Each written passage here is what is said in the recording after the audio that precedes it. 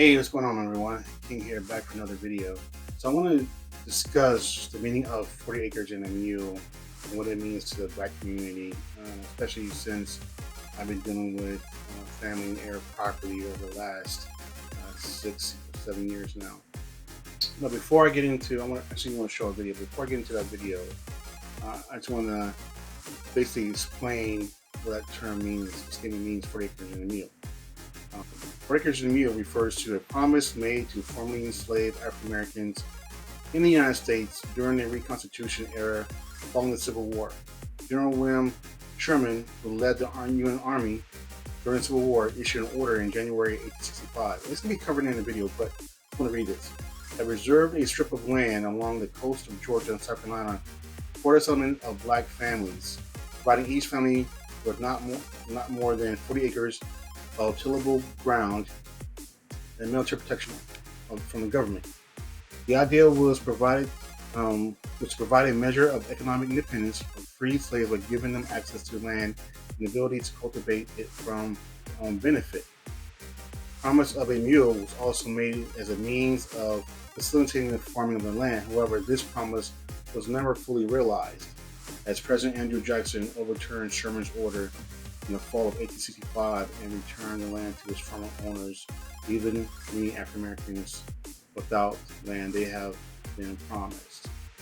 In doing my research on this term in regards to the promise to the ex-slaves, African slaves, that actually the mule part was added later. I'm not sure where it was added, but it never was 40 acres and a mule. It was always just the 40 acres. And then the mule was added on later at some point in time. But yeah, I mean, it is a broken promise that was, for the African slaves at the time that they didn't have nowhere to go, nowhere to live, no means to provide for their family. But in regards to me and my experience in dealing with land and what it means to me is that, my ancestors, my great-great-grandfather, Washington James, as well as my third great-grandfather on my grandmother's side, Toby Cox, and other men and women who were, former slaves, ex-slaves, came to South Carolina, were already in South Carolina after the Civil War, were able to pull themselves up by the bootstraps and purchase land. But I'll get into that later. But just want to read that first, and then I want to get into this 2-minute video where it talks about 40 acres and a mule and the broken promise. Without further ado, let's get into the video. The months following the Civil War and the start of Reconstruction offered African Americans in the South hope for equality. It also offered the possibility of owning land. Within months, African Americans would be betrayed by a harsh reality. You probably heard the phrase 40 acres and a mule. Here's what happened. In January 1865, a meeting in Savannah, Georgia, between Union military leader General William Tecumseh Sherman and a group of 20 black ministers resulted in a plan to redistribute confiscated and abandoned Confederate land from South Carolina to Florida. They called the land Sherman's Reserve. Newly freed slaves would be allocated 40 acres of land along with a mule. The phrase, which became well known even then, spread quickly. The plan had the potential to revolutionize race relations in the South and the economic future of the African American community. The significance about formerly enslaved being given the land that they had actually worked was that they would be able to generate wealth as well as create wealth generationally. By the summer of 1865, thousands of black families had settled on portions of the Sherman Reserve and were excited to plot their futures. But later that year, as part of his Reconstruction plan, actually intended to appease the former Confederacy, President Andrew Johnson abruptly canceled the order, giving the land back to its previous owners. The United States had the opportunity to make it possible for the formerly enslaved people to be economically independent, and the country failed to do it. That initial meeting more than 100 years ago between General Sherman and Savannah's leading black ministers was historic.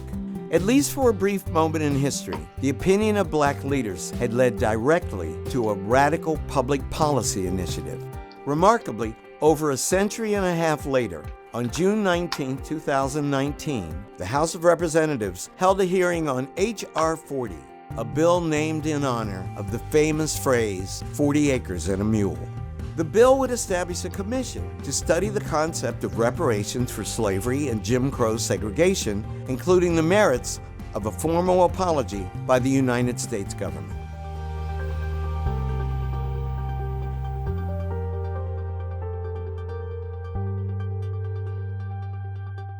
You know, what was interesting about that video, it really kind of put in perspective that, you know, these men and women went from being slaves, being property, and had the potential of owning property.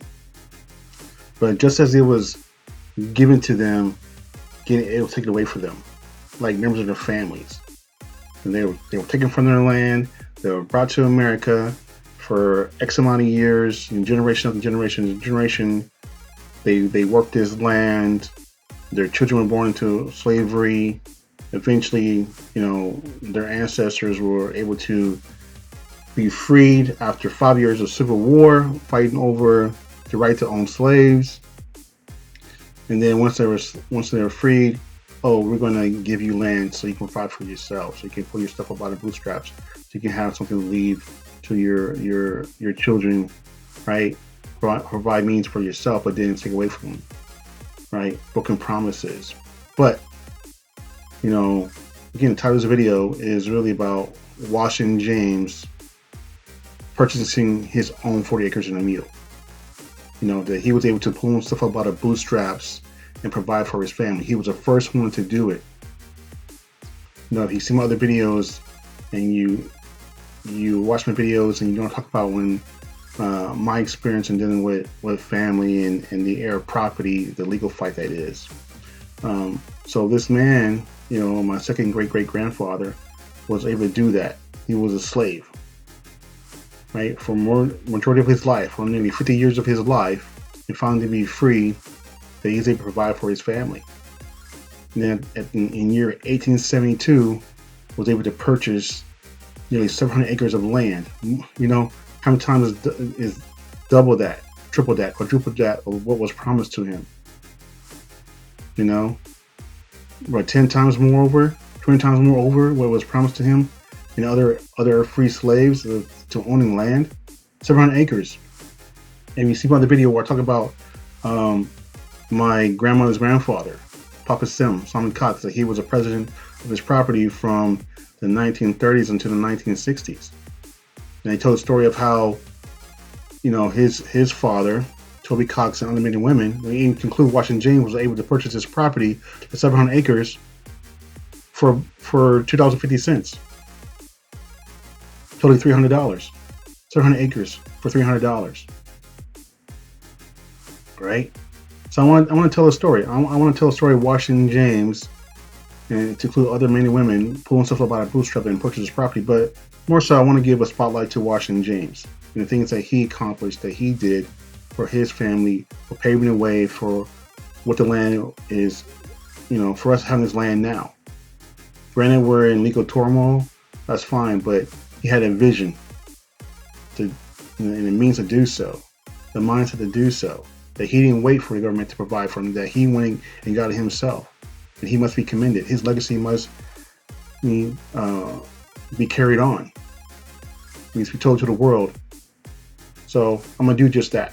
I'm going to pay honor to Washington James for what he has accomplished, what he left behind for his children and his grandchildren and great-grandchildren. So starting off, this document I want to read is a legal document. Well, it's a document from a letter from a lawyer at the beginning of the legal action in 2011. So this letter was written to my family in February of 2011, days before they were served upon the complaint, we started this legal fight. Legally, that is, right? There's always, I guess, there's always been a fight, a squabble, disagreement of who were heirs and who's not heirs, and management property. But now it's on record. Now it was in the court. But this letter was from the lawyer to them. So I'm going to read on how the land came to be. Right. This is information that was extracted from a title search.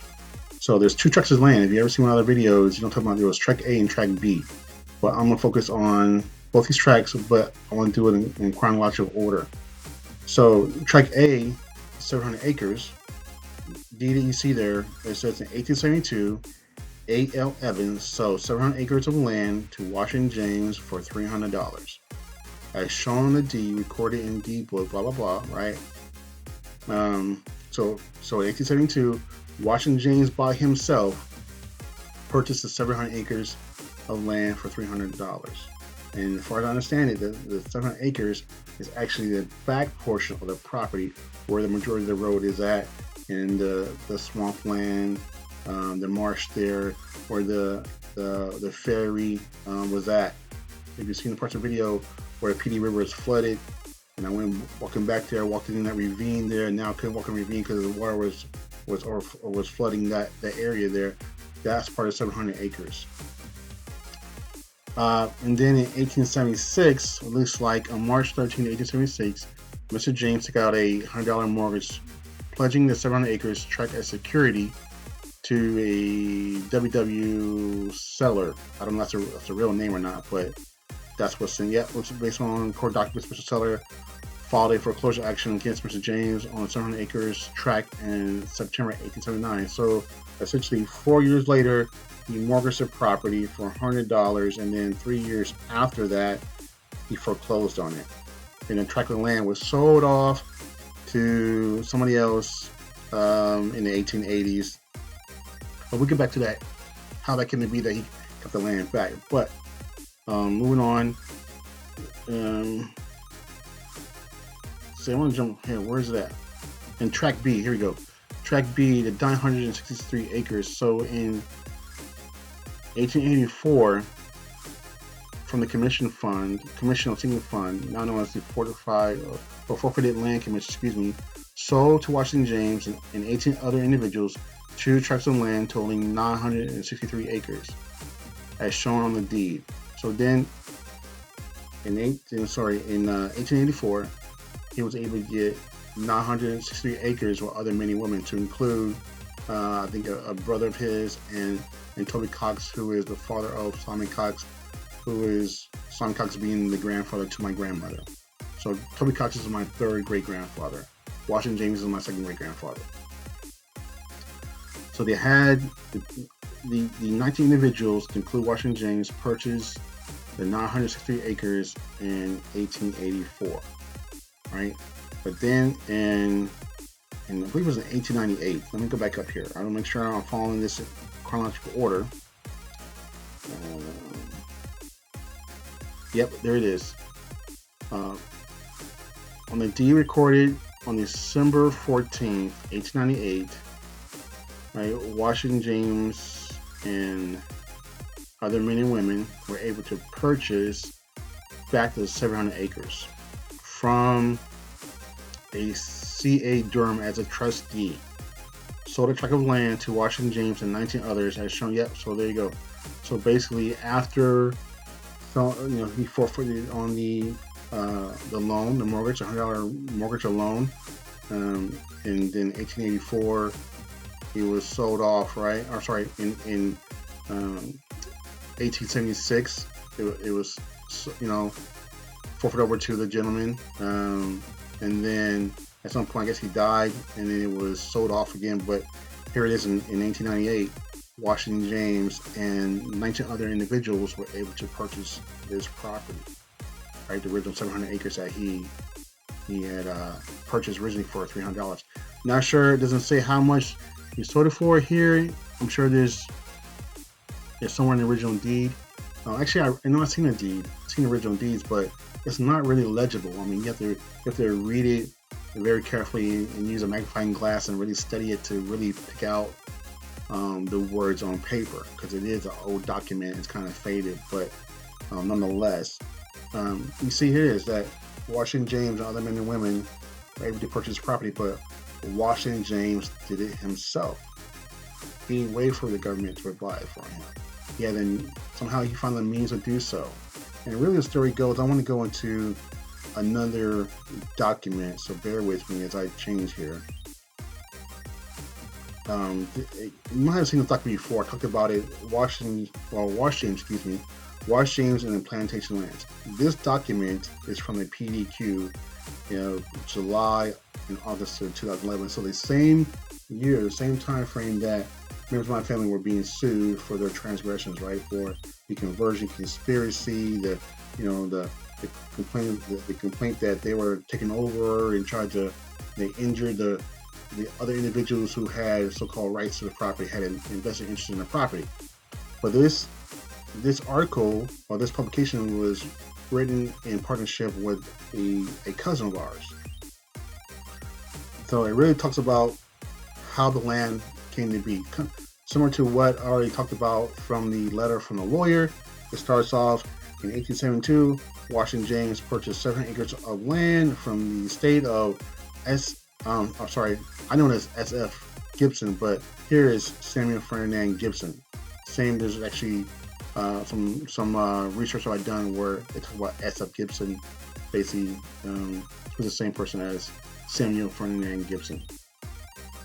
So this was the first land purchased by James and a group of determined former slaves, men and women who would jointly buy over 1,500 acres in Marion County, south of and adjacent to the village of Petey, where Highway 76 31 crosses the Great Petey River, known as the Plantation or the Wash James Estate.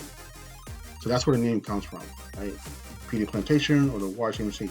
If you see my other videos, you heard me reference that name several times throughout my videos. So this document, this publication really talks about how the land came to be, and it really breaks down that, the story of Washington James, the story of how he purchased a property with other men and women. So this is, to me, is very significant, and this is why I'm fighting to preserve, protect not only his legacy, the legacy of other members of my family and others who have rights to this property, but the property itself, because this is historic. This is historic where, it was historic as that meeting with General Sherman and the ministers, the 20 or so ministers in Georgia, to broker this deal and say, hey, give us 40 acres. Allow us to provide for ourselves. Allow us to work this land to provide for ourselves, not to be dependent on anybody, so we can raise and take care of our family.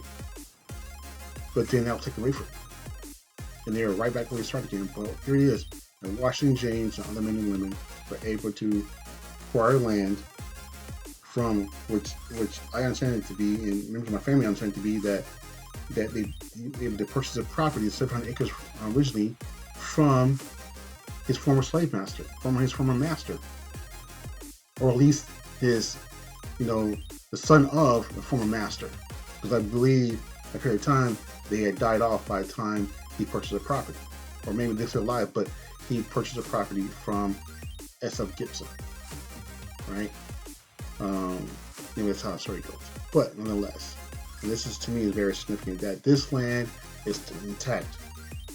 That both tracts of land, right, are still intact. That we didn't lose this land. It's important that we hold on to it. If you've seen other video where I talk about the Lewises, how land laws was used to, right, take land from black landowners, such as the family, right, the Lewises, that lost their 400-acre tract of land, right, because of disagreements, because they were not able to organize, even though they were paying taxes on the property, but that one or two family member who was tired of bickering, tired of arguing, sold her share, right, to a land developer. And then once he got 20% on the property, or 20% of ownership of the property, he went ahead and forced a sale, partition and sold the property, while he acquired the rest. And so we're so fortunate that has not happened to us. And this is why I'm fighting to preserve and take this property, right? That Washington James and other men and women were able to purchase a lot more than 40 acres. They probably had not one mule, but several mules, right? They probably had pigs and chickens and had so much crop. You know, were able to provide for all their families. To me, this is important. This is not about me and just my family, but it's about preserving, protecting this property, the legacy of the original owners of the property, our ancestors who were slaves for the majority part of their lives. I mean, Washington James was born, according to the census reports, in the 1820s. The age of 1870, I believe he was 52, or probably in his 40s, almost 50. That's significant, right? And his son was at the age of 7, and by 1880, you know, he's 10 years older. His son is nearly a grown man, 17 years old, and he started having more children. He started having more children for Marcus Samuels, right? Papa Sim was born. Papa Jimmy was born, who was my grandfather's father. Right? All these things are starting to happen. And he's starting to having kids, and they're starting to, you know, work the land, provide for their families, have kids. This is important. This is why I got involved. This is why I intervened, because I saw that this was necessary. This wasn't about me. Despite what everybody is saying, despite what I'm trying to sell this land to Walt Disney World for $25 million, I'm doing this. I'm trying to. What? No. I'm fighting for this property, and family gotta understand. But what they understand if it was somebody with money come back on the door saying, "I own 20% of this property. I'm going to force a sale," and here comes the sheriff, knocking on everybody's door who lives on property, handing them eviction notice, serving them eviction notice, telling them you got 30 days to get off their property. What are you going to do then? I don't live on property. I have my own, but I spent my money paying the taxes. Me and my mother came out of pocket when we didn't have to, using more than the money that we pay towards our mortgage and annual taxes towards property that we don't live on, but we have rights to, we have an interest in. So it's imperative, and we're the only ones that were doing it.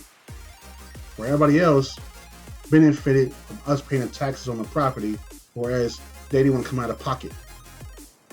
Taxes for the property is $5,000, more than $5,000 every year, yet nobody wants to give a dime.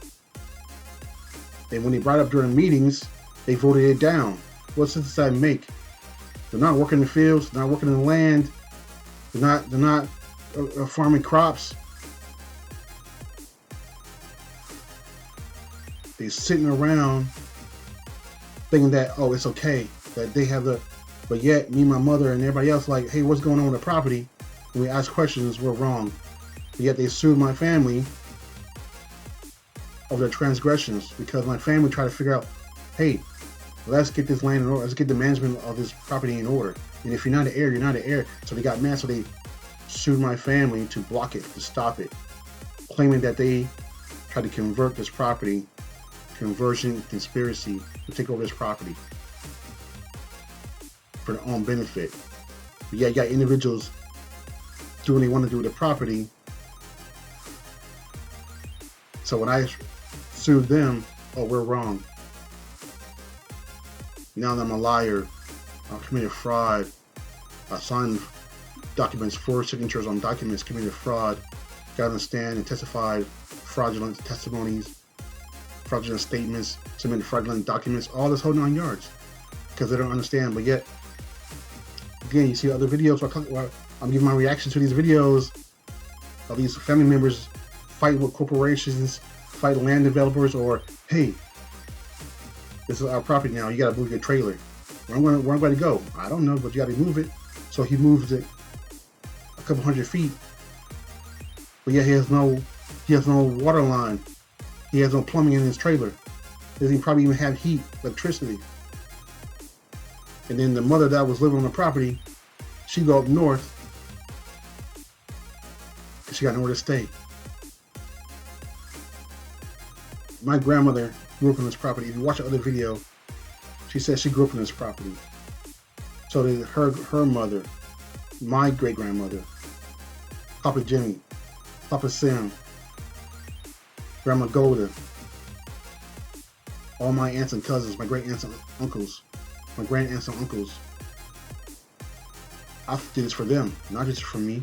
I did it for them. My grandmother, who passed away at 92 years old in 2020. When she was alive, it was all good. And then she passed away. Oh, you're wrong. But I digress. Right? Washington James was able to purchase, along with other men and women, but he did it first. His 40 acres and Mule. But he made sure to come back and say, no, let's do this together. Let's get it together. Let's have together. Because again, looking at the names on documents, the original deed, it was his brother, or alleged to be his brother, Toby Cox, which is my my grandmother's great-grandfather, my third great-grandfather, and other men and women. He made sure to include them, that we all can have. But now look, everybody didn't understand the need to come together and preserve this property. They didn't want to acquire the title. They didn't want to do things right. They excluded. As soon as my grandfather passed away in 2001, then my grandmother's brother in 2005 or 2006, my great grandfather's, my grandfather's mother, which is my great grandmother, passed away because she was married to Papa Jimmy. Passed away in 2005, 2006. This one is, they started excluding, well, they already started excluding members of my family. Right? Again, my family members are dual heirs. My grandmother and her children and her grandchildren and great-grandchildren are dual heirs because of their bloodline. She married my grandfather, who was the son of Papa Jimmy, who was a grandson of Washington James, and her being the great-granddaughter of Toby Cox. And he still have other great-grandchildren that are still living. Again, he's my third great-grandfather, and Washington James is my second great-grandfather. But anyways, I just want to share this with you. I appreciate you and everyone else for watching. Please share this video and like this video and leave a comment. Thanks for watching. Take care. Peace.